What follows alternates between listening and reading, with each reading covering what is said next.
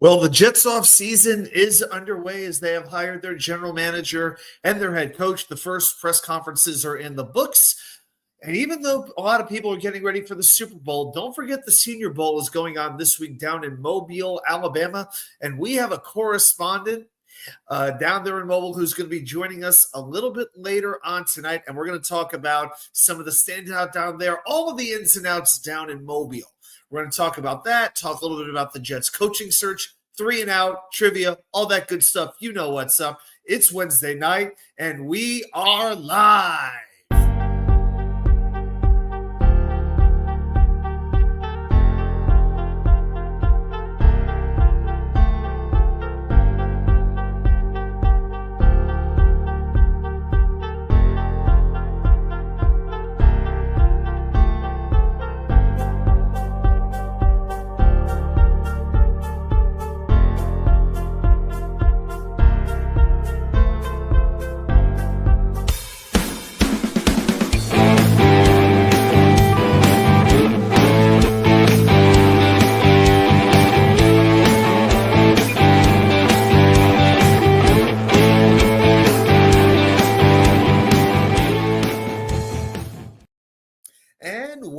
Well. Welcome, everybody, to New York Sports Wicker Media. I'm Watsu K99. Thank you, as always, for joining me for the Wednesday night extravaganza. And it is an exciting time right now. There is the promise of new hope for the New York Jets. Well, most people seem to think so. A few people still refuse to have hope for the fear of being let down. You can understand that after all of the heartache that we have dealt with over the years. And like I said, we've got a very, very special guest joining us a little bit later on tonight. If you take a look at the title, you have a pretty good idea of who's going to be joining us. I expect him to be dropping in somewhere in the next 15 to 30 minutes. There's a lot of stuff going on down there in Alabama. So we're just going to do the show as we normally do it. And then when our guest shows up, then we will introduce him and we will go from there. So before we get into all the Jets content, let's talk about what's on my mind with a little bit of what we like to call 3 and out. The first thing we're going to mention is the New York Knicks. Man, oh man, the hottest team maybe in New York right now, and that's even including St. John's. Memphis came into the Garden the other night, winners of 6 straight. The Knicks said no problem as they thumped the Grizzlies 143-106. The second straight game, the Knicks scored 143 points. Karl Anthony Towns, 24 points, 11 rebounds. Jalen Brunson, 20 points and 6 assists. And what I love is the Knicks played such good defense. They turned Memphis over 26 times, including 19 times in the first 3 quarters. And Mikal Bridges, there have been a lot of people, myself included, who have really questioned the trade. Was he worth surrendering 5 first-round picks? Well, a lot of it was for his defense, and it paid off. He was trusted to guard Ja Morant, Memphis's star point guard. And in this game, Morant had just 10 points on 5 for 13 shooting. And when he was on the court, Knicks outscored the Grizzlies by 41 points. Fantastic win. Knicks host Denver tonight at 7:30, that game on ESPN. Okay, now let's flip over to baseball. I'm doing everything I can to avoid hockey right now like the plague. So, yeah, just for my own peace of mind, I'm going to spend a minute on the Yankees and then a minute on the Mets before we get to the Jets. So, Aaron Boone, the Yankees manager, made an appearance with Brandon Tierney and Sal Licata on Tuesday. They played their baseball card game, which it was actually a really fun listen, by the way. But the biggest questions that the Yankees really have right now are how are they going to align their outfield, their infield defense, as well as their lineup, because they've changed out quite a bit with this roster. Jason Dominguez, he's been a big question mark. He really is a center fielder. Now the plan is to make him a left fielder since they added Cody Bellinger into the lineup. Now that's a new position for him. Dominguez has always been a center fielder throughout his career. So that bears watching. In the infield, Gleyber Torres is gone. Right now, what Boone said is he plans to use Jazz Chisholm at second base, whereas he played third base last year. If you're looking at the third base race, it's really Oswaldo Cabrera and DJ LeMahieu if he can still actually play. My question is, if you're a Yankee fan, who do you want leading off with this lineup? Think about it. You've got Judge, who's going to go back to the 2 hole. then I would imagine Bellinger, Stanton, and Chisholm. I mean, you could put Chisholm at leadoff. He's got a little power, got a little speed. I'd like to put him a little bit lower to extend the lineup. But what else do? Do you put DJ there and trust he's going to hit again? Anthony Volpe with his 243 average? So I think the Yankees lineup is still a little bit incomplete. I thought getting like a Jerks and Profar would have made a lot of sense for them. Didn't happen. He goes to the Braves. So even though I think the Yankees are definitely the best team in the American League, there's still some very serious questions as far as their position players go. And then you go across town over to the New York Mets. Now, what I got to say about this, Pete Alonso, I have never really been of this conviction that he is definitely not coming back to the Mets. And now he's back in talks again, right after this past weekend, an amazing day when Steve Cohen really kind of laid out that he wasn't happy with the way negotiations are going. And I still maintain if another team gave Alonso what he wanted and what Boris wanted, he'd have signed there. Whether it was Seattle, whether it was the Angels, whether it was Toronto, whether it was the San Francisco Giants. And even the Chicago Cubs, to me, would have made a lot of sense.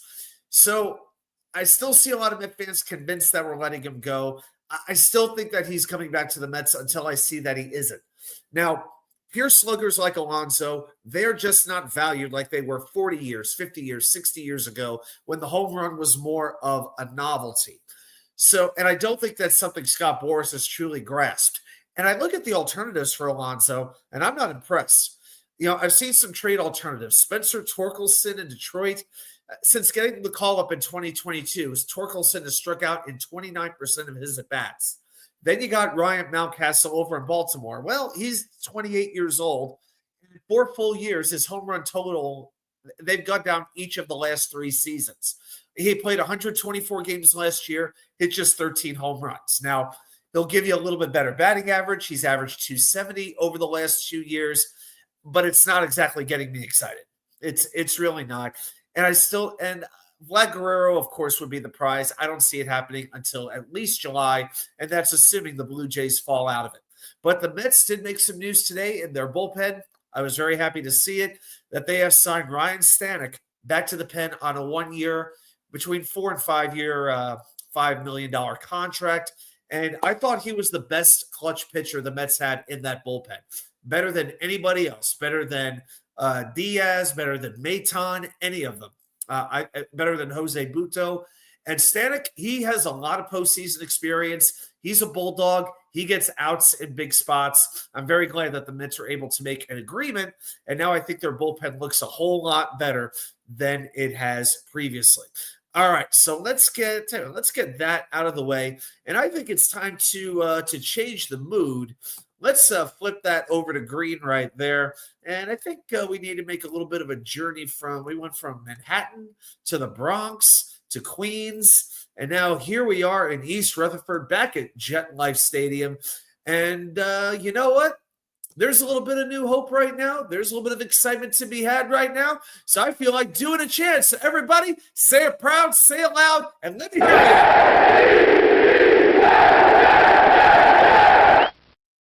Oh, my goodness. Oh, that didn't just make it feel good all over to say that.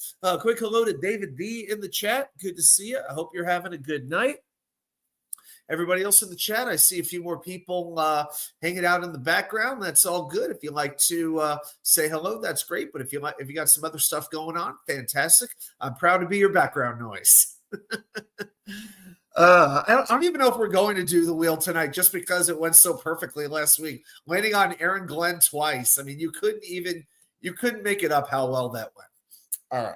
So let's talk a little bit of the Jets news that is making the headlines right now. I wanted to mention a couple of people who have left on the coaching side.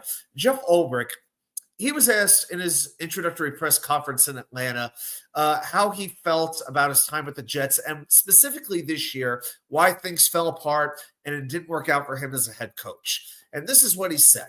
There's an element of failure for myself in that way because I didn't delegate it.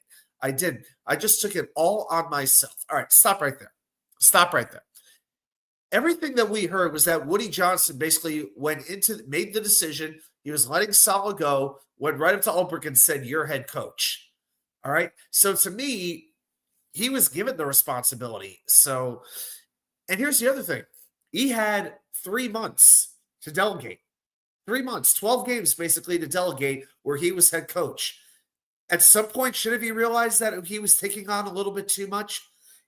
He said, continuing, he said, in my mind's eye, I was trying to create continuity and I didn't want to fracture the staff. I thought the best thing for me to do at that time was to just try to keep everybody in the same role that they had, just so we could keep things rolling. And it wasn't the right thing to do. Jeff, we could have told you that 2-3 weeks in, it wasn't working out. By mid-October, we knew it wasn't working out. So he goes back to saying he should have delegated and he should have given defensive coordinator responsibilities to someone else. And he said it was just too much to take on when it's thrown on you in the middle of the season. So yes, so Ulbrich did get the opportunity in the middle of the season from Woody. Woody basically said, "You're head coach," but Ulbrich was too slow to make adjustments. And probably by the time he figured it out, it was just too late and he moved on. So that is what it is. We already knew that he was gone, but then we go on to Brant Boyer, our special teams coach. He has left for the San Francisco 49ers. He was here since 2016, had multiple top 10 units, had some units in the bottom third as well. I always felt the Jets had pretty good special teams with him. I would really say 2023 was the one really bad year when they were giving up return touchdowns and whatnot, but I thought Brant Boyer did a good job for being here 8 years, so we thank him for that. But here at New York Sports Wicker Media, there is a certain way when it's time for somebody to move on. So, Brant Boyer, we wish you well. And he gone! He gone. Brant Boyer on his way 3,000 miles west to foggy Santa Clara, California. And then news comes down on Wednesday afternoon that one more coach is definitely leaving the Jets. A few others have been announced, but I wanted to make a little bit special mention of this particular player, and it's the immortal Keith Carter. The offensive line coach, Taylor Lewan in Tennessee, warned us about him 2-3 years ago that he has a tendency to wear on his players, that he worked them too hard, that they tended to get injured because they were worn down. And I don't think there was a single Jets fan to this point who had not ripped Keith Carter. So the news came down officially. He will not be back, nor will be his top assistant as well. So Keith Carter, quite simply, he gone! As a matter of fact, one more just for good measure. He gone! Keith Carter, go. We appreciate your time. Now, let's talk about the presser for a moment. Now, it's been two days since it happened, so I'm just going to give you a couple of quick thoughts. Some Jet fans a little bit upset that both Darren Muji and Aaron Glenn report to the owner, to Woody Johnson. I really don't mind it, being that they're both first-timers. And really, Aaron Glenn, I mean, if you watch this press conference, do you have any doubt who the alpha male is in this football operations? I don't think there's any question about it. When Aaron Glenn walks into the room, that's the one people want to talk to. So I got no problem whatsoever with both of them reporting to the owner in this particular case. Aaron Glenn walks into the room, he commands it. I thought Muji came across as confident, as calm, a little bit buttoned up. I think he was a little extra careful to make sure he said the right things in just the right way. Hey, it's his first job. It's the first GM job he ever applied for. He's under 40 years old, so you know what? I get that. He's being a little extra careful to start off. I told you earlier, the needle did not move for me one way or another with his hire, and it's really going to take time for me to, to have an opinion on him. But, it should take time to make a decision on a general manager because, the fruits of their labor, they take a whole lot longer to be realized. But on Aaron Glenn, man, we know the quotes at this point. I just want to highlight this one because it just made me so happy. I didn't want to leave the building without a contract. This was during his second interview. I interviewed for a lot of jobs, but I wanted this job. I wanted the Jets. I had my second interview here, and I wanted it to be my last. I didn't want to leave the building without a handshake deal with Woody.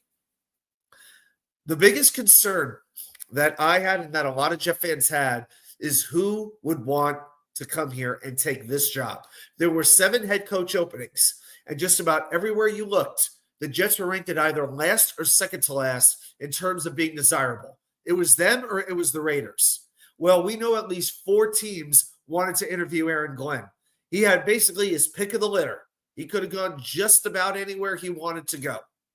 Well, except for New England. We know that they wanted to interview him, but let's be honest. That was just for that bogus Rooney Rule. We know that was just a bunch of hooey. But Glenn, he was wanted by New Orleans. We know that for sure. We believe he was wanted by Chicago as well, but he wanted to be a Jet again. For the first time in 23 years, not counting his brief scouting stint for a year and a half. And so when people say, this is Robert Saleh 2.0, it's a less accomplished Robert Saleh. Aaron Glenn, to me, is not even close to that because he addressed the questions head on. He was willing to talk about Aaron Rodgers before anybody else brought it up. And I love that. He said they were texting. We know communication is happening. And no matter how many times the media tried to get under his skin, no matter how many times they tried to ask the same question 11 different ways, he kept coming back to saying the same thing. We're evaluating, and this is not about one man. This is about the team. This is about the New York Jets. Robert Saleh would never have come close to saying anything like that. And he also said he would not be calling the defense. I think that's a smart move. He will be hiring a defensive coordinator who will call the play. So let's talk about that for a moment. Chris Harris, he will be interviewing for a defensive coordinator. That was the first name that came out today. So Harris is 42 years old, was a 6th-round pick by the Bears in 2005. Played 8 seasons in the NFL, including 4 with the Bears, 3, played 2 with Carolina, 1 with Detroit, 1 with Jacksonville. And living in Chicago during that time, Chris Harris was actually a fun player to watch. Very tough, very speedy, very hardworking player, very well respected. You know, Chris Harris was a good player, especially as a 6th-round pick that worked his way into a very good long career. Also, you know, I believe I think it was a different Chris Harris, but yeah, he was with Denver as well. He led the NFL in forced fumbles in 2007, second-team All-Pro in 2010. And then became a coach right after he retired. Joined the Bears as a defensive quality coach for 2 years. Then he goes over to the Chargers, was with them in San Diego and Los Angeles, spent 4 years with them. 2020, hired by Ron Rivera to be the DB coach of defensive backs, was there for 3 years, and then did the same for 23 and 24. So for 5 years, he's been a defensive backs coach. Never been a defensive coordinator before. That might give us a little bit of pause on that. And so then from there, we go to Steve Wilks. So that interview, as we understand it, is happening tonight, Wednesday night. He's been the odds-on favorite, and personally, I would be happy to see him get the job. You know, he has 30 years in coaching in the NFL. He's been a head coach twice. Even if it hasn't worked out, he has an idea of what to expect as a head coach, has a good feel for what the head coach should and should not be doing. And maybe the fact that he has failed is a good thing. Because he might have an idea he can go to Aaron Glenn and say, all right, this didn't work. Try this instead. This was a mistake I made. Don't make this mistake also. And then with the offensive coordinator, Nick Caley may not be likely at this point, especially once the Tampa Bay job opens. So that is yet to be determined. But even if Nick Caley doesn't get hired, Tanner Engstrand may become offensive coordinator, and this could be a very exciting sleeper candidate. He's been in Detroit since 2020. He basically was Ben Johnson's right-hand man. He worked very closely with BJ on game scheme, on preparing for opponents, so he saw what worked, all right? If Ben Johnson was the ringleader of the offense, Tanner Engstrand was number 2. Now, before he was in Detroit, he was with the DC Defenders in the XFL. He worked under Jim Harbaugh with the Michigan Wolverines and also in San Diego, the San Diego State, in a number of different roles, including running back coach, quarterback coach, offensive coordinator, assistant head coach. And last year, several teams wanted Engstrand as their offensive coordinator. The Patriots, the Buccaneers, the Seahawks all thought about hiring him. They all showed interest. He did not get hired. So then the expectation was once Ben Johnson left to go take a head coaching job, Engstrand would be the natural successor to the throne. But now it looks like it's going to be John Morton. And if that's the case, it's pretty certain that Engstrand is going to look for another opportunity. So if the Jets could take him, because, he and Aaron Glenn worked together for a couple of years in Detroit. They know each other. So it seems like that would be a very intriguing fit. So if it winds up being Tanner Engstrand as offensive coordinator, his name may not be the most exciting one in the world, but he's got some good experience, a good working relationship with Aaron Glenn. And hey, for the Jet fans who wanted Ben Johnson, you know what? You kind of have Aaron Glenn and you have like Ben Johnson's disciple. It's almost like you got the best of both worlds with the Detroit Lions coaching staff. And so to me, that's something to be pretty excited about. So we'll see what winds up happening. I personally hope that we start seeing let's get rid of that. I hope we start seeing some hirings by the end of this weekend as a lot of these teams are putting coaching staffs together. I wonder, I'm going to ask our guests about this in a little bit. Do the Jets have anybody down there for the Senior Bowl? And, if not, is that any kind of concern? All of that does need to be talked about. All right. So just looking to see what's going on in the chat. Yeah, it looks like everybody's in a pretty good mood tonight. Yeah, let's take a quick swig of water here for the working man and woman.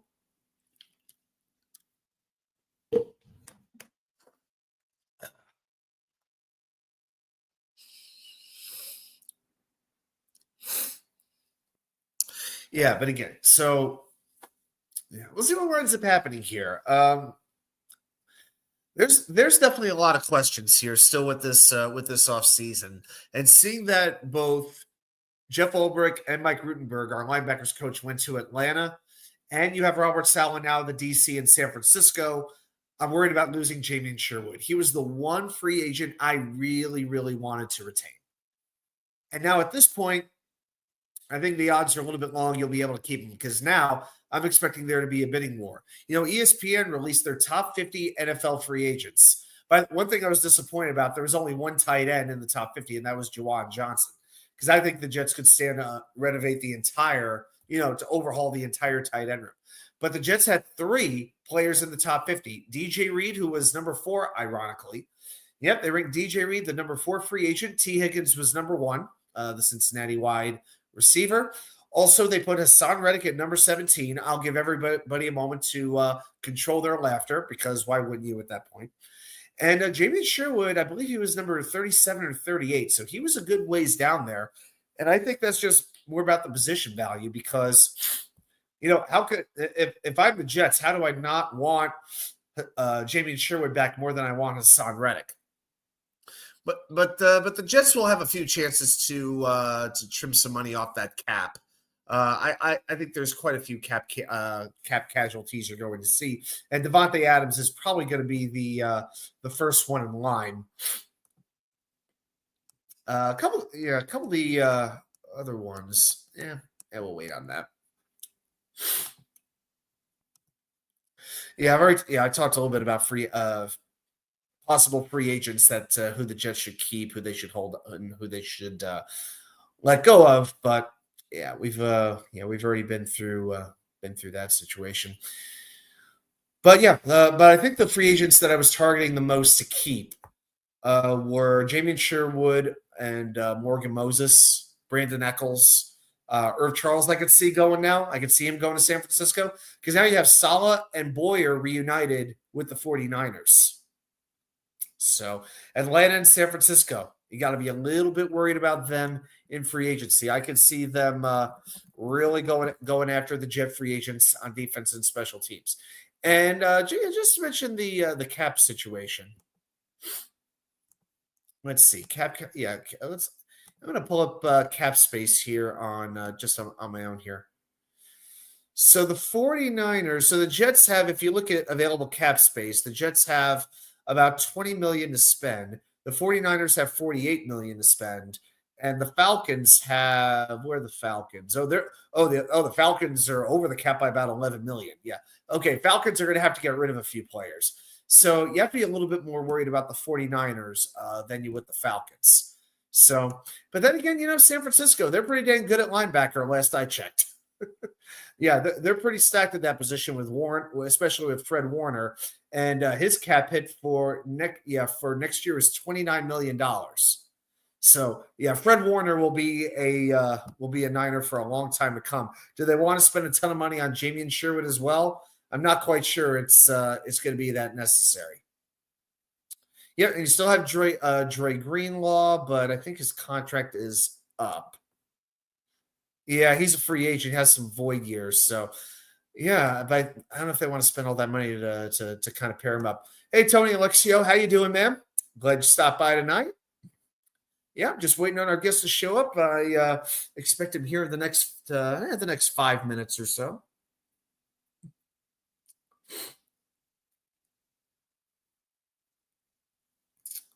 Oh, the Cowboys hired Aaron Whitecotton.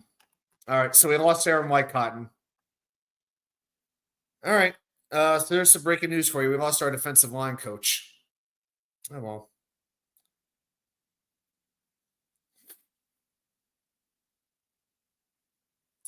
Oh, let's see. I think we have some news here. The Jets. We have some breaking Jet news. We have some breaking news. The Jets have hired a new offensive line coach. All right, we got our new offensive line coach. His name is Steve Hayden, and he was the Lions' tight end coach. All right, so you are hearing it first. The Jets have their new OL coach. So Aaron Glenn, he said he was going to hire the best coaches he could find. Well, he hired somebody who he knew from Detroit. So let's do a little bit of research on Mr. Hayden.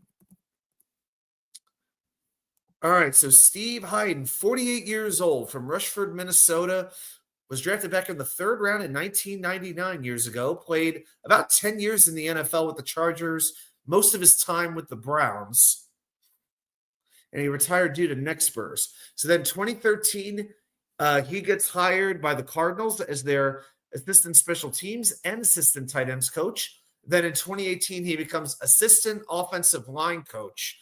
And he was in that position for 5 years. And then 2023, Hayden was hired by the Lions as their tight ends coach. So Aaron Glenn and Hayden were together last year. Yeah, the last 2 years it would have been, right? Yeah. All right. And so now this is going to be so he's never been a full offensive line coach before. He's been an assistant, but he was an assistant for 5 years. So Steve Hayden, welcome to the New York Jets, our new offensive line coach. This is, by the way, being reported by Tom Pelissero as about 15, 20 minutes ago. All right. Yeah, let's see if we can find anything else out about Mr. Hayden.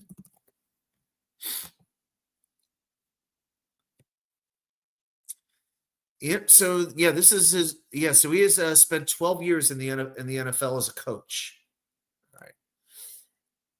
I wonder what that's going to be like. Being that he has such a tight ends background and now he's the offensive line coach. I guess one thing he could do, he's going to work very closely with the tight ends on their blocking technique.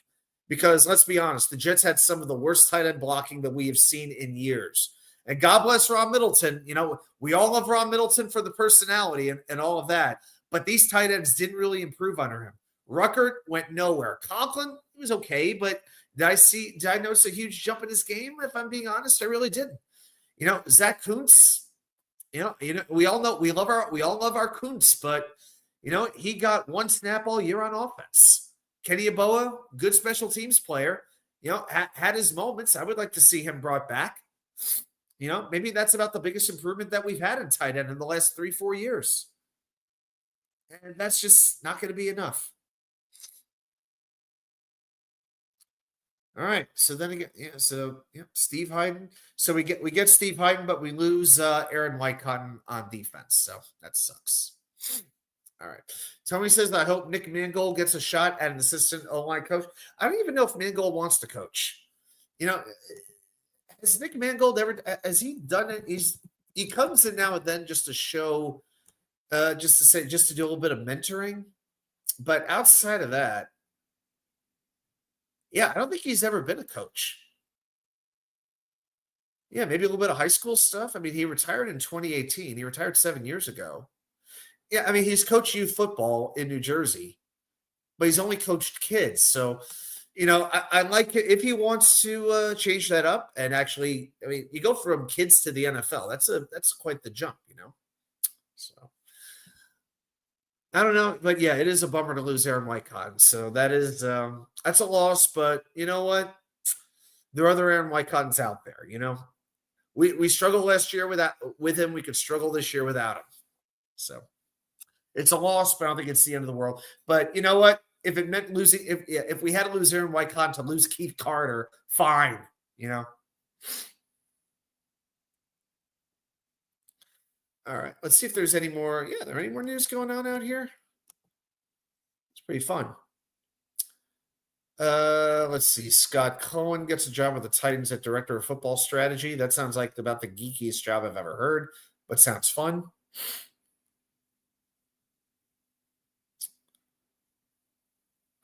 And the Cowboys signed Dave Borgonzi. I wonder if he's related to Mike Borgonzi as linebackers coach. All right. All right. Check it out. We got the Nick Shine Show joining us tonight. Nick, how you doing, my man? Hope you're having a good night. Hope you're staying out of trouble. Hope if you're having the chicken and vegetables tonight, I hope they went down well. I better get my ass to MetLife next year. You know what? I didn't go to a single game this year. I didn't go to a single game. Yeah, well, I'm looking forward to when the schedule comes out, and we will see what happens. Put it this way: I don't think we'll have anywhere near as many primetime games as we did, because a primetime game is a lot harder to go to than like a Sunday at 1:00 type of game. So, David D, 5 away from 1K. I know it. I know. I figure maybe if I don't say it so much, it'll happen sooner. I don't know. Yes. All right.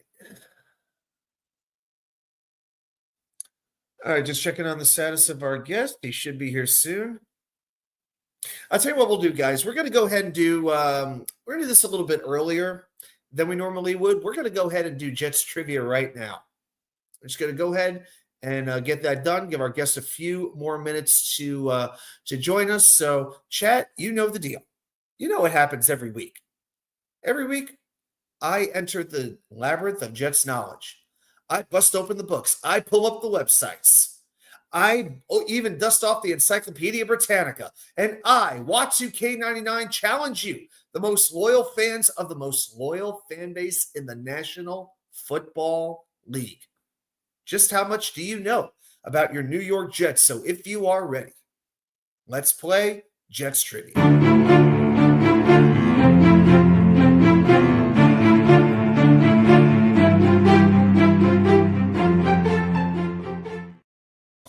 All right. So right now, what we are doing, I thought about doing either an Aaron Glenn question or doing a playoffs question. An Aaron Glenn question, or I thought I might do a question about the that particular time of the year. Pardon me. Yeah, I think they call it the playoffs. Playoffs? Don't talk about playoffs. You kidding me? Playoffs? I just All right, hope we Jim, can win a game. All right, Jim, I won't talk about that. All right, actually, we will talk about. We will do one more trivia question about the Jets' playoff history. So obviously, this goes back to the days of black and white television. But what can you do? So what we're going to do, we are going to put our 5 minutes on the clock, and then let's see how we do. Chat's starting to it's starting to grow a little bit right now. That's good. All right, so we've got a question for you tonight about the Jets' playoff history. We got the 5 minutes on the clock. Let's put the question on the board. Tonight's question goes like this, and you put your answers in the comments. In the divisional round over Jacksonville, name the 3 Jets that recorded interceptions. So 3 Jets picked off Mark Brunell. Who were those 3 Jets? And if I remember correctly, I'm 99.9% sure the great Nick Shine was there for that game.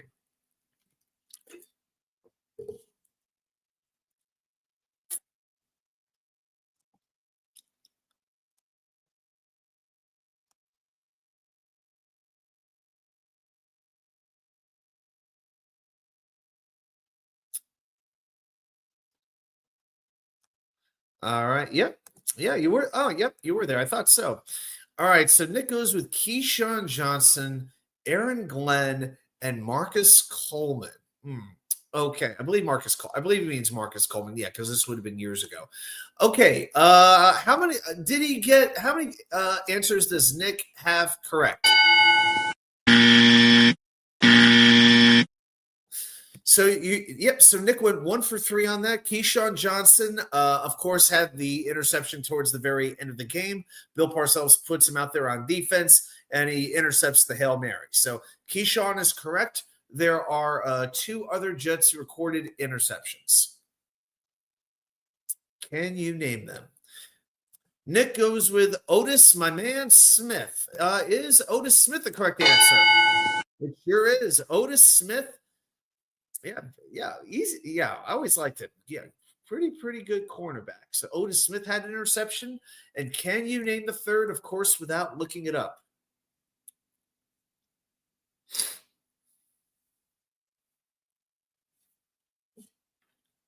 Actually, this is like the Nick trivia question. I feel like I'm just asking Nick this question.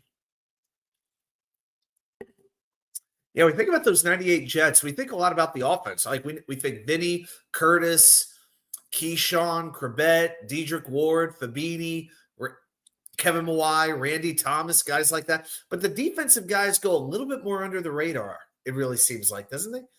Jets had a little bit of a no-name defense in the late 90s. Right? Nick is pretty much tapping out on this. Okay.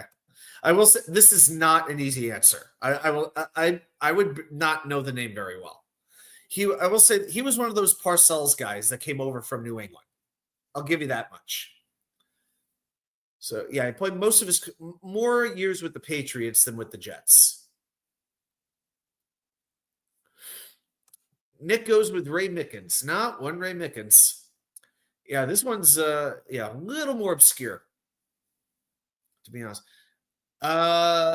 Nick goes with Brown. Brown, what can Brown do for you? Which Brown are you talking about?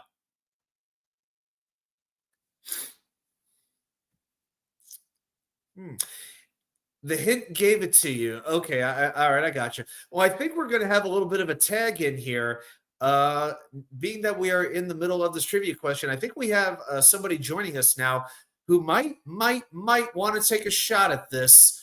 Looks like Nick just put it away, but looks like Nick knocked it out. Yep, it is Corwin Brown. I know, we went obscure with that one. Otis Smith, Corwin Brown, and Keyshawn Johnson. So there you go. You are welcome for the hint. So I would say that this trivia is a win for the chat. So good job. And now, coming to us live and in living color from Mobile, Alabama, from the Senior Bowl.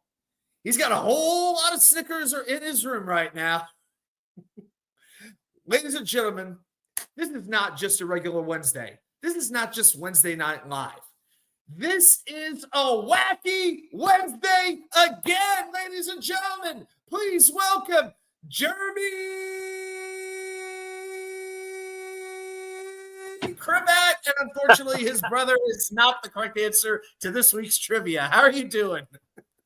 I'm doing good. That was an awesome intro, man. We've really evolved over the years, haven't we? It has happened, and when the appearances, we don't get to do them quite as much anymore. It feels like just that much more of a special moment, and so we get to you got to put a little extra gusto in that intro. So I loved it, man. I never knew you could do that. I would have had you doing that on the show. I don't want to take your. Well, here's the thing. Then we'd have had to harmonize, and nobody wants to hear the two of us sing a duet or anything like that. Right. Yeah. So, Nick wants to know: does he win a prize? Well, I'm going to have to consult on this one. What kind of prize should we give Nick, considering that he had to get a hint to get the last answer to the trivia question? Those strings that they used to tie up pastry boxes? They put it in the machine and those red and white strings. Yeah, I hear Nick is a big fan of that string.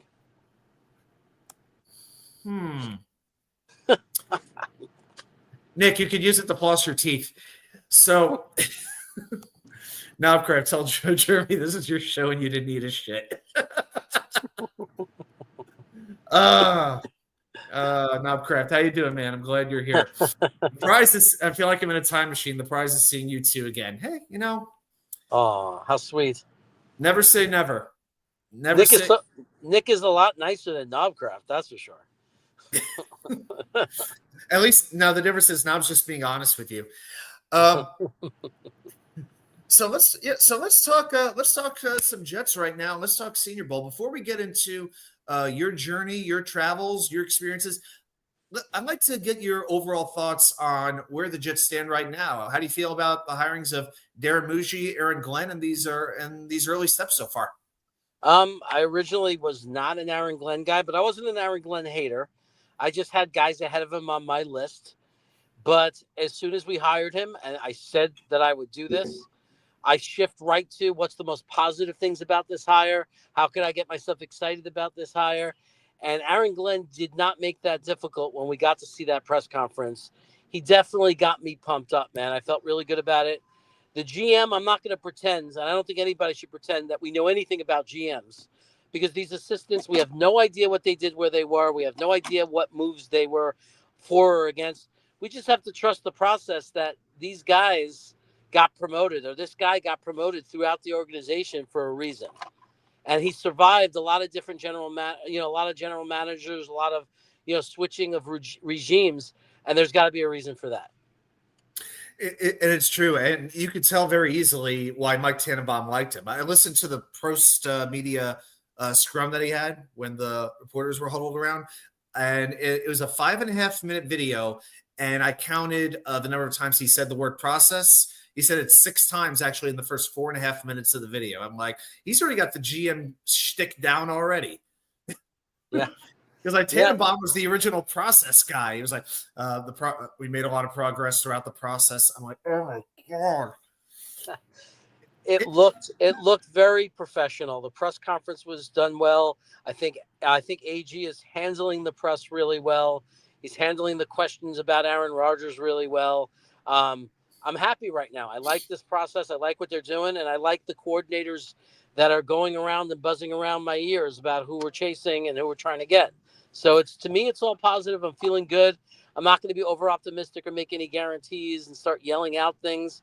I think that, if anything, I've learned to humble myself and just remain really hopeful. This was definitely a year of humility for a lot of us. You, me, Nick. We all got it, but we actually have some breaking Jets news right now. You ready for some breaking news? I would love some breaking news. The Jets have agreed to terms with Steve Wilks as their new. Yes. All right. That's exactly who I wanted. So I'm glad.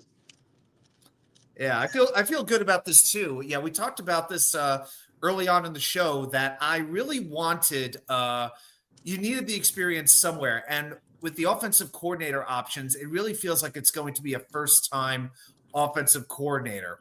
And my thought on that is, well, all right, but you better give us some experience somewhere. And I would also like that to be in the front office also. So Steve Wilks, coached in the NFL for 30 years, 2 head coaching stops, and he has seen what failed. It didn't work out for him as a head coach. Hey, some coordinators are not meant to be head coaches. Look at Norv Turner. Look at Robert Saleh. Sorry, but it's true. Yeah. Too soon? Okay, all right, I got you. So yeah, I think Wilks is a good hire. And the other thing I mentioned, Tanner Engstrand, I talked about him.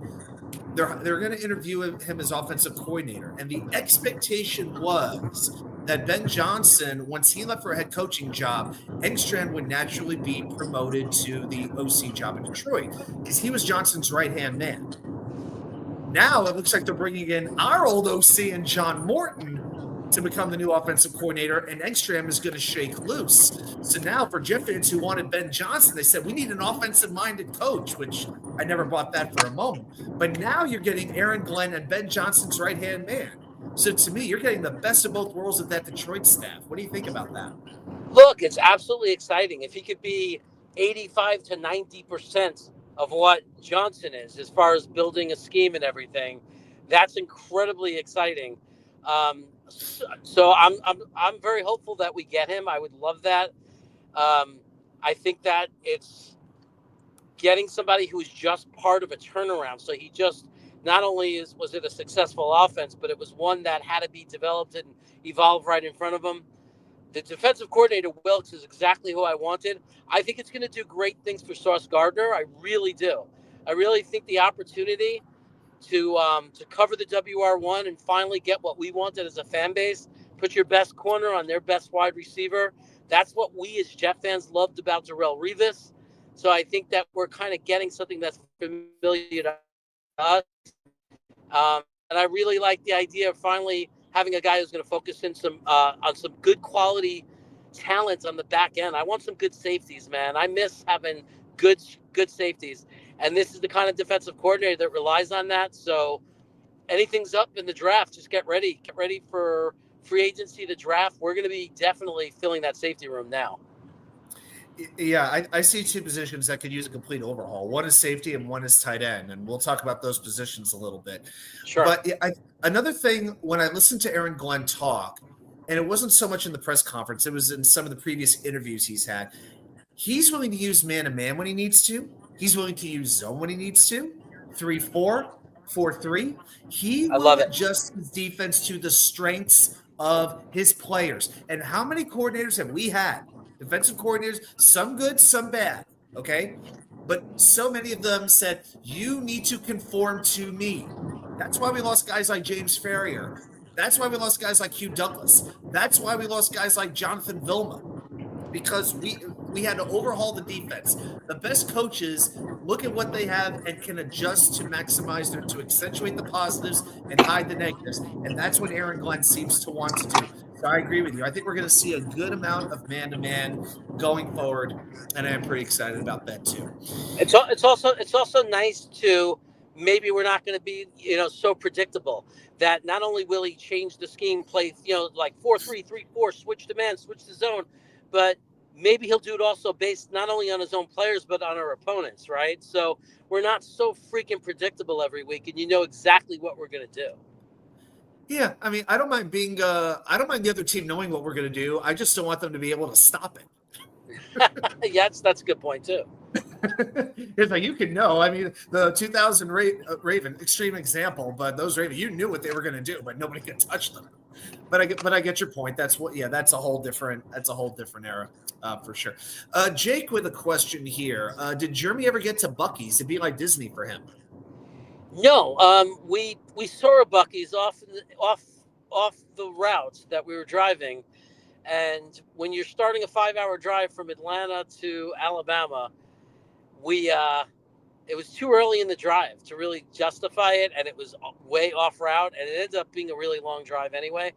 But Gotcha. Fear not, I got Crystal Burger, so I got to finally compare Crystal Burger to White Castle. So I got my biggest wish. Okay. I will say we actually have a Buc-ee's, the first one coming to North Carolina in a town called Mebane. It's spelled Mebane, but they pronounce it Mebane. That'll be about a year away. It's about halfway between Raleigh and Greensboro. So maybe you and I will take a road trip when I'm out that way. Hey, yeah, that works for me. I don't think we have a Buc-ee's yet, but yeah, there's definitely some spots worth hitting. For sure. What's the comparison, Crystal to White Castle? What's the verdict? The verdict is that Crystal was not as good as White Castle. It was kind of like it was missing that little punch. You know what I mean? That little kick. It was like one of those kind of things where you buy a no frills brand of something, and it's just a little off of what you want, and it scratches the itch, but it doesn't hit home. Yeah, I think most people have their White Castle moment without getting too much into this, but you all know what I mean. When it just it's a complete shock to your kidneys, colon, pancreas, heart, and other vital organs, and then you need to take a very extended break from it. So yeah, I haven't had a White Castle. I don't think I've had White Castle in 35 years. At this point, I don't think there's anywhere near where I am anyway. But Yeah, but that's okay. Hey, if there's a Five Guys open, I'm good. And yeah, I'm actually out here the Char Grill, they're open late. That's a pretty good fix anyway. Oh So yeah. yeah, Char Grill's great. Char Grill's great. yeah, that's a local burger joint for a little quick burger and fry stand here. The Bucky's they're known for exceptionally clean bathrooms. They have attendants in the bathrooms, but it's like your gas station / convenience store, and they smoke briskets. So you go in there, you get like these brisket sandwiches, and supposedly they're absolutely That's what I fantastic. want. Yes, That was my definitely plan. need to get some If I brisket. ever get an opportunity to, if I get another, if I ever get an opportunity, it's going to be a brisket sandwich for sure. Oh, most definitely, and yeah, I'm heading. I don't know if I think I told you. I know I told you. I'm heading to Houston in 2 months for opening weekend for the Mets, and I've got several food stops already planned out. And with this one restaurant that I'm planning on, so there's like a real New York deli, like a famous New York deli across the street from my hotel where I'm planning on staying. You have a Nando's chicken. Have you had Nando's before? I have not. I've heard of it though. Oh, it's unbelievable. So it's really Chicago and the DC area. But if you ever get a chance to go to Nando's, have some spicy grilled chicken, it is amazing. Different levels of heat, great side dishes. Nando's is like amazing, amazing food. So Nando's is across the street, and I found this steakhouse right nearby. Oh, the light. Oh, let there be light. And That so I was got a Dom free. C. So everybody thank Dom C for that. Oh, hey Don, see how you doing? There we go. Okay. Oh, I think we had a question for Dom C. How many stops did you make from Atlanta to Mobile for food? We only made one stop, but and Dom, can you confirm that? He is telling the truth, and Jeremy did not even eat. Who are you? We made a stop. I didn't even eat because I ate. I had just gotten in from flying across the country, and I had a really big breakfast. I stopped in Charlotte as my stopover, and I went to Whiskey River, which you probably know because they have a Whiskey River in Raleigh-Durham Airport. Yep. So I had a big breakfast. By the time I got to Dom, I was full, and I said, I'm going to wait until we get into Mobile, until we get there, until we eat. And I waited all the way till dinner, and we ended up going to Whataburger, which was really nice. We've got Whataburger coming to Raleigh in the next 6 months. Finally going to get to try Whataburger. That's exciting. Yeah. We're growing. Yeah. We got the great Chris. Say it with me. Bradigan. That's right. Keeping up the Wisconsin fan base. Glad you're doing well. Jake is missing White Castle in Virginia. Yep. I lived there for 7 years and we did not have it. You mean drunk when I'm leaving the strip club drunk and making the cab driver take me for a crave case? And they said, I don't think I can eat White Castle sober. It's been years. Who eats it sober? Who goes to White Castle in a sober frame of mind? I didn't know those people existed. It used to be a late night thing in college for us. I went to Stony Brook in Long Island, and they opened up a White Castle after my first year there. So for the last 2 years that I was at Stony Brook, there was White Castle. About a 10-minute drive from the campus. Yeah, where I went to college up in North Boston, it was in the middle of a suburban neighborhood. We had nothing around us but houses. We had to take a car or take a bus or get a ride anywhere we went. So for me, it was those Boston roast beef sandwiches. They got some pretty good roast beef up there. But oh yeah, Boston roast beef sandwiches in Boston are great. Yeah, I still don't understand the combination of barbecue, mayonnaise, and raw onions. It's just a very strange combo, but those people are weird anyway. We've established that. NCV man checking in. Chaos looking good, man. Keep it up. Awesome. All right, well, let's talk a little bit about your time down there in Mobile. So just give us an overall feel. We'll get into players specifically in a moment, but how's your time been overall? Who have you run into? What did the first couple of days look like? Well, it's great. I was well behaved, but I actually met and shook hands with Diana Rossini, which was kind of interesting because I was afraid to say the name Jets Chaos because I didn't want her to figure out who I really was because I've done some very nasty bad things on Twitter on X. But, Will Anderson is here. You can see him everywhere. Doozable. What's the Jet guy? Leger Doozable, I think is how he said it. I was just asking if anybody from the Jets was there at all. Okay. Yeah, he was walking around. He looked right at me and kind of gave me a little nod, and I gave him a nod. I'm not too into bothering people. except for the guys we're supposed to interview. Like I didn't want to bother him or anything like that. But it was kind of cool that he was just walking by and he saw my Feed Bree shirt that I'm wearing. So I think he appreciated that. Oh, fantastic. We got the great danger zone here. Is Diana's forehead as large as it appears? It is kind of large, but she's attractive though. She's cute. She's actually really sweet in person. She was being really friendly, really down to earth. She didn't have to be in our section of the bleachers. She could sit in the more exclusive side with the media, like Rich Cimini and that level of media, and the scouts. But she chose to just hang out on our side and she was talking to everybody, being really friendly, shaking hands, very relaxed, very low key.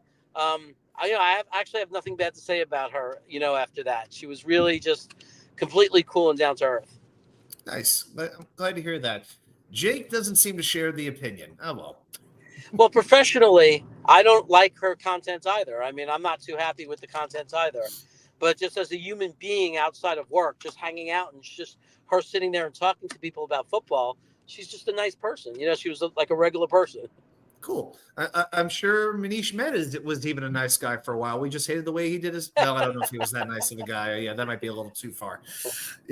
Yeah. I mean, sometimes I don't really feel like a lot of these people are underhanded. I mean, I have my sports journalism background as well to an extent. And I think a lot of time we just get mad because they tell us what we don't want to hear. But again, with the jet speed, I mean, how positive can they realistically be? I mean, I never would blame them for being overly negative. It's if somebody sets out specifically to push their own agenda, put out a hit piece like an anti-Aaron Rodgers thing, and that all they write is negative, negative, negative, and you can see an agenda. Yeah, that's kind of my thought on that. What do you think? Yeah. No, that's what I got nasty with her on X because that was definitely felt like there was an agenda, an anti-Aaron Rodgers. We're going to go after him. And, it's kind of like we can criticize Aaron Rodgers. We could be mad at him. We could say what we want. It's kind of like my older brother used to beat me up, right? He used to hit me, bully me around. But if somebody else touched me, my brother would kill him. And it's the same kind of thing. We could talk about our own, but you guys on the outside better leave our people alone. Word, yeah. We'll knock each other, but yeah, I remember Charlie Daniels saying a song, "Y'all outside people, best leave us alone." Yeah. Charlie Daniels. All right, so I think we've had 2 days of practice so far. Now, you, Dom, were you focused on any particular players, any positions? Oh, yeah. What has your focus been going in and watching these practices? Absolutely. I mean, I think first day we kind of divided up. I was looking at wide receivers and corners and watching that part of the field. Domsey was focused on the defensive and offensive line. And then we shifted today and we kind of flip roles. So we definitely are looking at wide receivers. I'm really interested in wide receivers. I don't know. I don't think the fan base is talking enough about it. I see a huge problem with us moving forward in the future. I think we got a big hole because I think even if we bring Devontae back, that's 1 year. But in 2026, I don't know what our wide receiver room looks like outside of Garrett Wilson. We'll see what happens with Curley. But I honestly think we need to start right now really thinking about if we're going to end up getting a new quarterback in 26, I don't want them to start out with one wide receiver and then a bunch of schlop. We're going to have to address wide receiver too. Yeah, I think that's a very fair point. And yeah, Adams is a major question mark. I mean, one thing I would say for sure, you can't be bringing him back at $38, $39 million each of the next 2 years, and none of that money is guaranteed. So right. I find it hard to believe. I think Rodgers is that main domino, and then the Adams domino will happen pretty quickly after that. I put it this way. When they asked Davante Adams at the end of the season, is your future tied to Aaron Rodgers? He didn't say yes, but he didn't say no. He didn't deny it either way. Like, he didn't say no, and that's all I would have needed to hear. He was never going to say yes, but he didn't say no. And that clued me in. It's like he wants to be with Rodgers no matter what. And let's see what ends up happening. I still have high hopes for Corley. I have not given up on him at all. I do think whoever the wide receiver coach is, I hope the wide receiver coach is a bit of a hard ass on him. I think that's something the wide receiver room could use just to make, because the only thing I've really heard about Corley, it's like he had to learn to be a professional. Now, I don't know if that means he was getting into trouble, if he was lazy. I don't know what all that means, but I know he has the physical gifts to be successful in this league. I'm So excited. I'm excited to see him with a new coaching staff, yeah. and we'll find out the answer. We're going to find out: was it him? Was it the staff? Was it a little of both? But he has a new staff now. So if he's not on the field and if he's not getting playing time and we're not hearing a lot about him, we could start considering it him. If all of a sudden he's on the field and he's doing great things and he's developing into a contributor, we could just be happy that we finally got rid of the old regime and got the new regime in. Yeah. So let's talk about that depth of wide receiver. What wide receivers have you noticed at the Senior Bowl, and how do you guys feel about the class overall, the depth of the wide receiver draft class in 2025? Well, I'm obviously not. Obviously, we're not as high on the class as last year. It's nothing like it, right? There's not a lot on the top. I didn't know what to expect. Like like three guys that everybody talks about in the first round, and I was okay trading down a little and taking Ubuka. I never say his name right. I was okay with that kind of scenario. I love McMillan. I've been a huge McMillan guy. I absolutely love him. I'm much higher on him than a lot of people. I don't like Lucas. Is it Burden? Luther Burton. Lucas I'm not Luther? huge on him because he's Corley's size. How many 6 foot, 225-pound wide receivers are we going to have in the room that look like running backs? I know that's not a real reason to not like him, but I don't know. There was nothing jumped out. I watched some of his film. Nothing jumped out at me. So I wasn't like, I don't know enough about him to say I'm absolutely going to be angry, but he doesn't excite me. What I was excited about here down at the Senior Bowl is there were guys that caught my eye that I had no idea existed. 2 wide receivers from Iowa State, Noel and was it Jalen Higgins? Jalen Higgins. So 2 wide receivers who did really well that were making great catches. And my favorite one, I don't know if he's draftable, but because he's 5'9" and weighs 156 pounds. But I'll tell you the most entertaining wide receiver to watch at this Senior Bowl is Tez Johnson from Oregon. He is so much fun to watch. He's creating crazy separation. Like, he's a problem, but the problem with him is he's 5'9", 156, so I just don't know. Like, none of us know. We don't know how. I mean,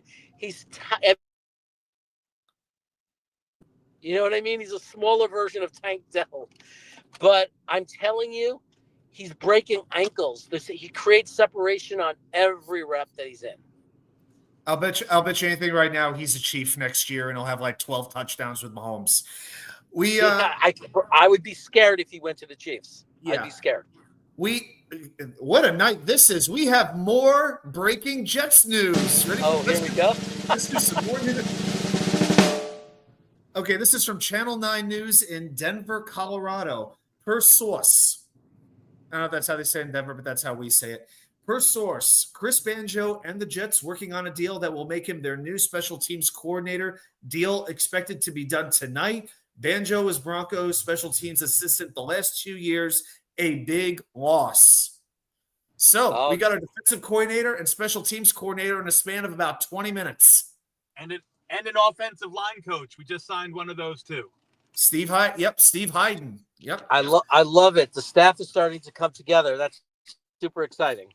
Yeah, it sucks to lose Aaron Whitecotton, but I'm not surprised. He's on his way to Dallas, along with another Borgonzi at linebacker coach. I guess there's multiple Borgonzis out there.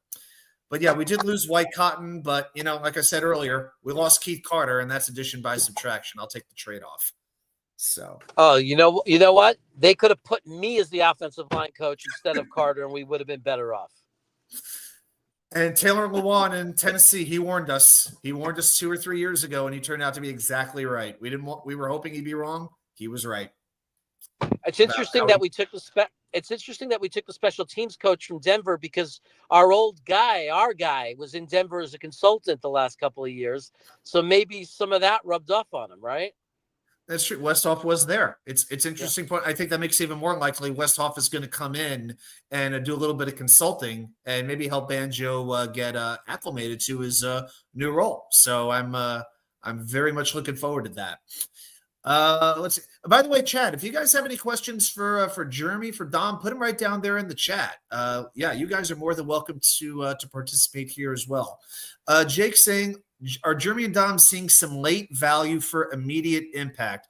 And we've made this point. I know defensive line has a ton of value. Yeah, I've definitely heard defensive line is late value. Now the Jets have, I believe, 2 6-round picks.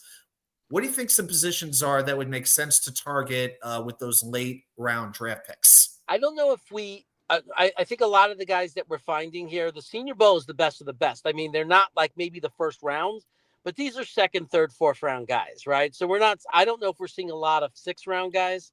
I will say that the depth is certainly where I could imagine in the 6th round because of the depth and the amount of talent there is that people could sneak down that far.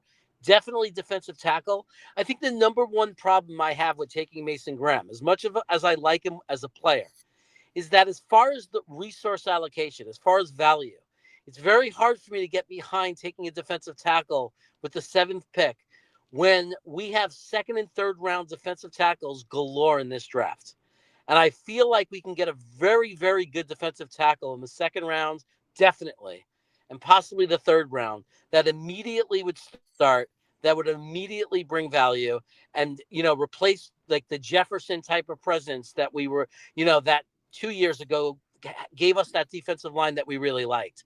I don't know that we need another Q next to Q. I mean, it would be great. It's a luxury. But when you have the holes that we have in other rooms, like wide receiver, tight ends, safety, we have all these problems, all these holes with the team. I don't know that we need to be dominant at defensive tackle, especially with Wilkes as the defensive coordinator. Because understand, Wilkes is very different in that he builds from the other way around. He starts with the secondary. He builds from the safeties down. So love Mason Graham as a player, but I'm seeing some great defensive tackles here that I would be really, really psyched with. Even in the 2nd round, Joshua Farmer is a guy here that is killing it, crushing it, dominating. We love him. And another guy, Peebles, who to me was the best defensive tackle of the day here. We're seeing just defensive tackles that we're super excited about, and that's just to name a couple. There's about 5 or 6 here, about 2 or 3 on both teams that are lighting it up today. And yesterday, that we're really excited about. So if we don't end up with Mason Graham, I don't want everyone to panic. 2nd and 3rd round, there's going to be lots of guys that can start making impact right away in that position. That gets me pretty excited. Yeah. Now we know with our 3rd round pick, we have Detroit's 3rd round pick because we traded ours in the Devontae Adams deal. But Joe Douglas made that little exchange last year. We got that extra 3rd round pick.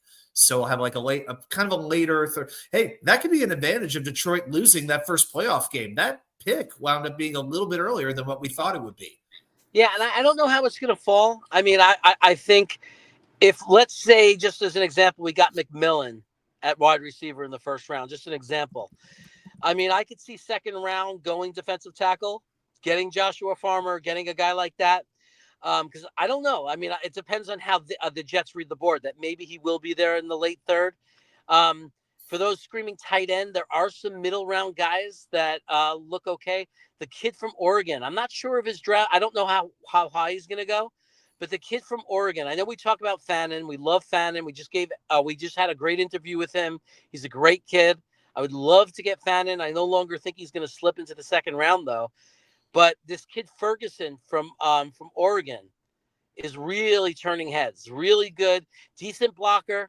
He could do inline blocking. He could be the complete tight end. But he's showing something in the receiving game. And so there's promise there. I'm not saying he's going to be a day one star or anything like that. But I think that he has potential to end up being a really good, a solid, well-rounded tight end.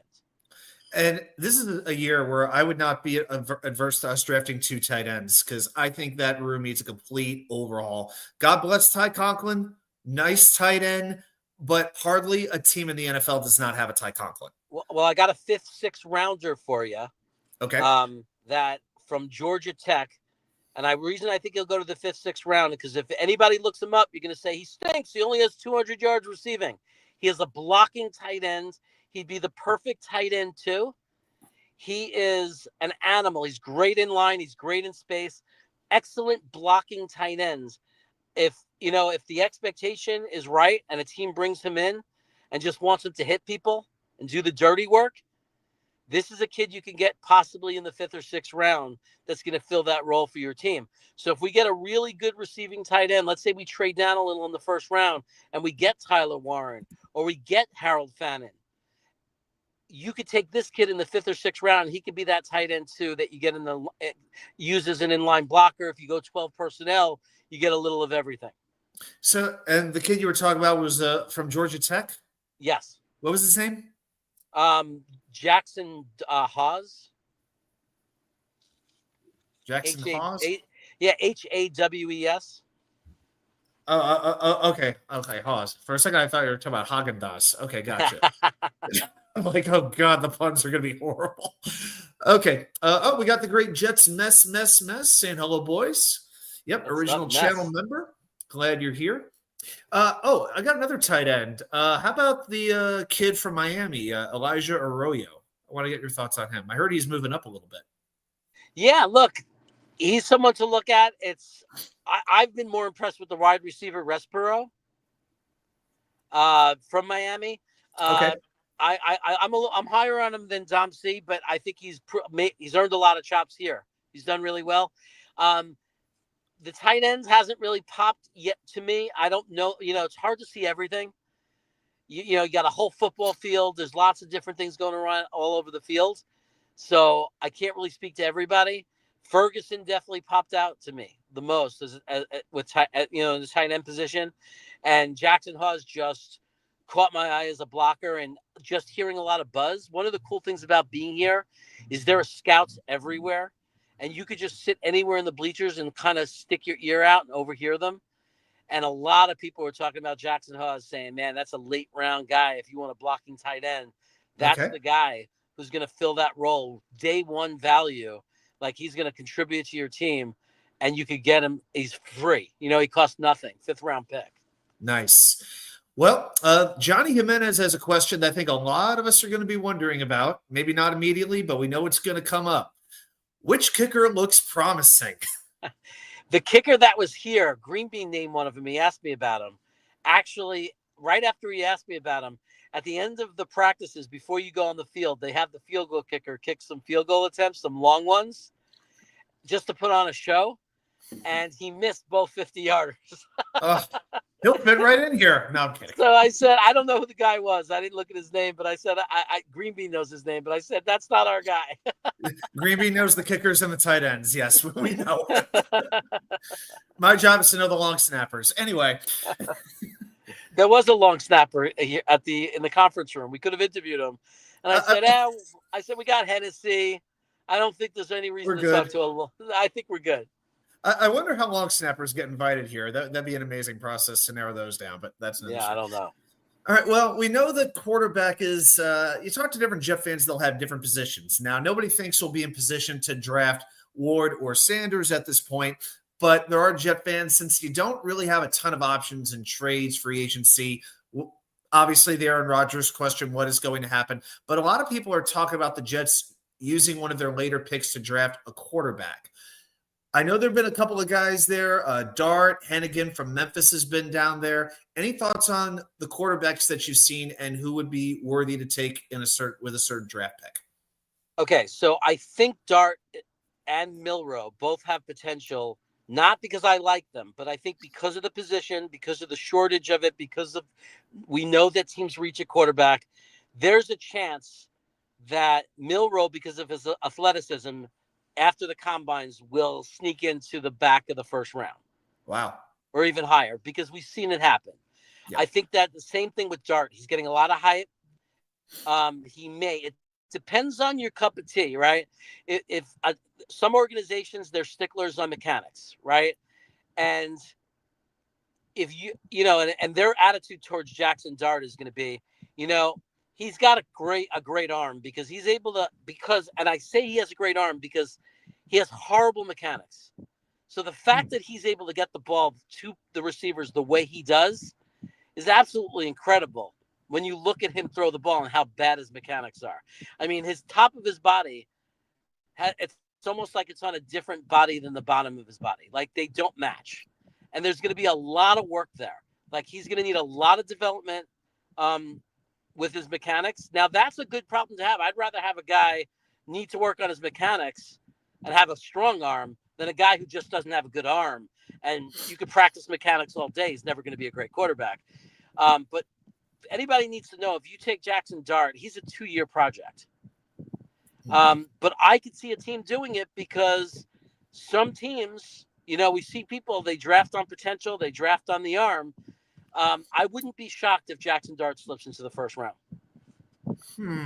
Yeah, I've heard some good hype about Dart, but from what I hear about Milroe, it's been mostly struggles. But it only takes one team to fall in love with you because teams will take chances on quarterbacks. With Milroe, it's going to be the athleticism. Someone might fall in love with the athleticism. All the other guys you hear, Howard from Ohio State, the kid from Oregon, forget about it, man. Those are dart throws. Those are 4%ers. I call them 4%ers. Those are the guys that fall into the statistic of any quarterback that's after the third round or later. If you do the math and you aggregate the data, there's a 4% chance they'll ever be a starter in the NFL. Gotcha. Okay, Jake's got a question. Ask Jeremy what's going on with his guy from Penn State. I liked him when he was showing me that video. I don't even see him now in the top 10. This year looks like a mess at quarterback. Well, Drew Aller is staying at Penn State. He's staying in college. Okay, yeah. I think I heard that. I think it makes sense. Which I think is the right decision. I think that the only problem that I have is that he's staying at Penn State. I think that Drew Aller, if he was smart, he'd transfer to Miami or Oregon and get to a better system because Penn State has no wide receivers. And it's amazing that he's getting the attention or is able to accomplish what he's accomplished by being on people's radar. When you look at he only had Tyler Warren. I mean, he literally does not have wide receivers on Penn State. They don't have any draftable wide receivers. There's no wide receivers here at the Senior Bowl. You might see 7 rounds of the draft and there will not be one Penn State wide receiver drafted. So, and it doesn't look like it's getting any better. So that's a tough situation for a quarterback who wants to be a top 10 pick. Okay. And you mentioned you're looking at wide receivers and cornerbacks. And let's be honest, DJ Reed, I think he's basically as good as gone.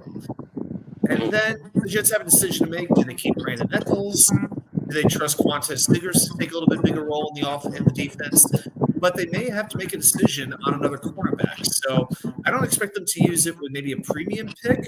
But I can't say it's out of the question. Do you have any cornerbacks that are standing out to you? Yeah, there are some corners. I got to pull out my notes for this one, but because we marked it off. But so let me just for a second here pull out my notes. Yep. So I don't want to totally misspeak their names.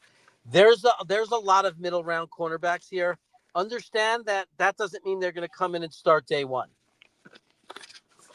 So we might have to go with Eccles, bring back Eccles. We might, this is not, if you're not going to spend a premium pick, I don't know that you can count on getting a day one starter and cornerback, but there are definitely guys who could develop into good players.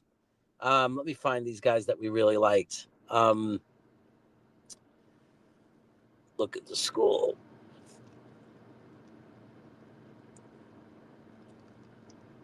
Oh, by the way, the kicker that missed the 2 field goals is Caden Davis of Ole Miss. Okay, Caden Davis. So there's a kid from West Kentucky, a cornerback, Upton Stout. So we were kind of happy with some of the work that he put in. I think it was the other team that had the better cornerbacks. Let me look over here because these guys aren't popping to me. There was one we really liked. Oh, yeah, Dorian Strong, Virginia Tech. Green Bean's going to love that one. There's your sleeper. You want your value cornerback? I'll tell you what I love about Dorian. Dorian is long, lanky arms, and he loves Sauce Gardner. He loves to watch Sauce Gardner film because he's built like him. He has those long, and he wants to, he was all excited when we spoke to him. He's like, I want to play there because I would learn so much from Sauce because of my body type. And he's a really good, smart guy, really great conversation. We'll post that interview. So Dorian is the kid to look for from Virginia Tech. I think he's going to be great value. I don't know if he's going to be ready his rookie year, but I think he might develop into a really solid cornerback. I And think what's we're the draft probably. projection on Dorian Strong right now? Where are people saying he's going to go? I'm sorry. Where are people saying Strong might be drafted? Like what round roughly? I'm not really sure. I think he might be middle rounds, like 4 or 5. But Oh, don't. But I'm not 100% sure of it. okay. And you could move up because of the Senior Bowl. Like he's playing really well here. And we've seen guys from last year move up because they played well in the Senior Bowl. Oh yeah. So like Milton, the brother, the brother of the wide receiver, he moved up because of the Senior Bowl, and he actually had a really great rookie year. He had a very good rookie year. Trying to think if there's any other guy that jumped out. I think Tommy Hill from Nebraska. That's a guy to look at. These are late round guys. I think that most of the cornerbacks that are really like the first rounder cornerbacks aren't here. Okay. Yeah, like a Will Johnson, right? You're not going to see him. Yeah, that makes sense. Okay. Right. And you mentioned you would talk to Dorian Strong. Who are some of the other players that you've had a Oh, chance to talk I'm sorry. I totally skipped over it. If there's a first round to? cornerback, it's this guy, Azariah Thomas from Florida State. I've been seeing his name. Yeah. Yeah. Okay, so that's a cornerback that you might see. That's a cornerback you might see in the first round, maybe in the 20s. Yeah, reading the recaps, like who stood out the Senior Bowl, it's like every website is mentioning this Azariah Thomas kid. So, Oh, yeah, he's great. He's great. him He's and all over. Tez, the wide receiver, those are two names that, and of course Mike Green from Marshall at defensive end. Oh my God, people are talking about Oh him my like God, he's going to be Reggie White. Oh my God. Well, Mike Green had the rep of the day today. Like the best rep today was Mike Green, and we joked, and it's probably true because we didn't see him tonight. We joked that he's heading for the airport. Like he had that rep, take a bow, go to the airport, and get the hell out of here. Mic drop. Like mic drop. He's a beast. He's a beast. Look, we got some good tackles in the second and third rounds. Keep a look. Keep a eye. Obviously, there's the first rounds or Campbell or whatever, but the other tackle from LSU is very good. He's a second rounder. LSU also has one of our sleepers that me and Dom love, a right guard named Miles Frazier. He's a fourth rounder type. He might move up. He's power gap only. That's why he's not first or second round, because he's power gap only. He's not an outside zone guy because he's too big. So we don't know if he has the athleticism to actually be an outside zone guy, but he's not, don't worry, he's not Becton. This guy, I mean, he's like, it's not like he's not going to be injury prone. He's not going to be a problem. He is athletic for a guy his size, for a 340 pounder. But the thing about this kid is, when he locks his hands in you, it's over. He's one of the best anchors I've ever seen. Okay. He stops guys full stride. He locks them up and they just stop. Nice. And they don't move. So I think that's the gem to me. That's the prize. If we fourth round, whatever team drafts this kid, if you run a power gap scheme, you got yourself a freaking diamond in the rough. And is he more guard or more tackle? He's a guard. He's 100% guard. He is a guard. Okay. He's a right guard. Ooh, right guard. That'd be an interesting situation. I mean, Simpson does have 1 year left, but I don't think there'd be an issue if it came to it moving AVT back to left guard. I mean, I'll take that combination of guard, no doubt about it. Who are some of the players that you've had a chance to speak to? Who's left an impression on you, good or bad? All those guys. I mean, the guys I'm naming, but Harold Fannin, the tight end, he was awesome. He was a great guy. Jackson Hawes was a great guy, the tight end. He was a fun guy to talk to. Miles Frazier, the guy I'm talking about, great guy to talk to. Trying to think of, let me make sure, just to get their names right. Let's see, who did we speak to? Darian Porter from Iowa State, the cornerback I talked about. We spoke to him. Okay. Great kid, totally awesome kid. And then of course the cornerback that I had mentioned from from Virginia Tech. He was was it Yeah, Dorian that's Strong? Dorian Strong. Yeah. Dorian Strong, great kid, awesome kid. We loved him. Cool. Uh, yeah. I got to make my notes here, and like watch back these interviews. But no, these were really good, likable kids. They're all great to interview with. These kids have such great attitude. They're happy to be here. Super friendly. They're enjoying the attention. So a lot of them, they're pretty impressive. Hey, Nice. I realize I'm gonna have to wind down and get back into the house.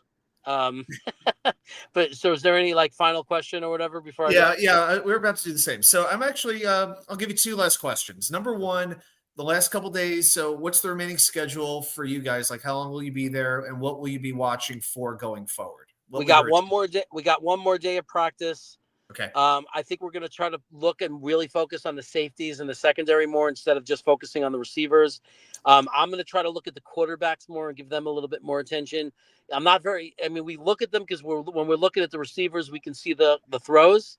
But I'm going to focus a little bit more on the mechanics of the quarterbacks. I'm kind of interested to try to learn a little bit more personally. So I'm going to be focusing on that and see if I can see what Dom C is talking about when he talks about Jackson Dart and his horrible mechanics. um, Whatever it and takes. and we're always looking at I'm actually going to focus. I've a lot of focus on the offensive line. I'm going to really focus on the defensive tackles tomorrow. Sounds And good. then Friday morning we're out. Friday early morning, heading to the airport in Atlanta. I'm flying back to California. Sounds good to me. Okay, and more of a long-term question for the draft. I've seen 4 mock drafts at this point, and each one has the Jets taking a different player in the first round. I've seen Michael Williams, I've seen Ted McMillan, I've seen Tyler Warren, I've even seen Will Campbell. If you had your choice realistically who the Jets would draft at number 7, who, as of now, who would you want to see them draft? Any position? Any position. The only 2 players that I want that otherwise I would prefer trade down is either, and he's not going to come down to us, but Abdul Carter, I run to the Sure. podium. Obviously, Hunter, I run to the podium. You know, Abdul Carter, Hunter, run to the podium. The only other guy I go to the podium, and I'm happy with and not trading down, is McMillan, the wide receiver from Arizona. Those are the 3 guys that I run to the podium. Anybody, if those guys are gone, I want to trade down. I'm hoping for a trade down. It's nothing against Mason Graham. I know a lot of Jet fans want Mason Graham. I have nothing against them. It's just that I'd rather trade down and I'd rather grab a defensive tackle with my second round pick or one of the picks I trade down for. I also would really love to get another first round pick for 26, because if we traded down to like 19 or 20 or 21 and we got in that deal their next year's first round pick, my plan would be to take our 2 first round picks next year and make sure we now have the ammunition to get ourselves a franchise quarterback. And that's the class that you can get one in the 2026 quarterback class. Darren Muji, I hope you're listening. All right. And before we go, anything else that you'd like to plug or anything else that you'd like to mention before we call it a night? Nah, man, just watch Adam. Watch WACKY, man. This is the best channel. This is the best show. This is what you want to watch every Wednesday. Start your evening off. I'm a big fan and always love to be on here, man. Always love hanging out with you. Thank you very much. And tell the driver, make sure you tip your driver well as well. So have a great rest of your night. Jeremy, thank you so much for joining us. Have a great last day or two, and safe travels back to Cali. All right. Thanks, my friend. Take care, everyone. Good night.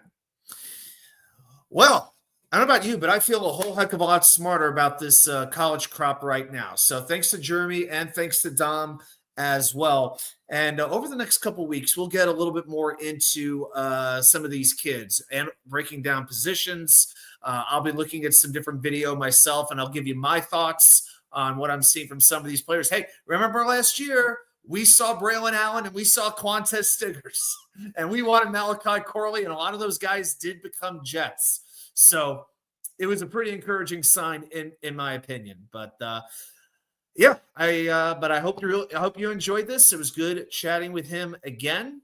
And I'll tell you what, guys, I think we're going to go ahead and call it a night. So I want to thank everybody for hanging with me tonight for the last 90 minutes. And I will see you guys. Yeah, I guess we'll see you in February. Yeah, since it's January 29th. So keep watching the channel for more content. And yeah, I guess that's it. Please like, share, subscribe, all that good stuff. And I will see you right back here with more content from you know where. The Wicker Chair. Good night, everybody.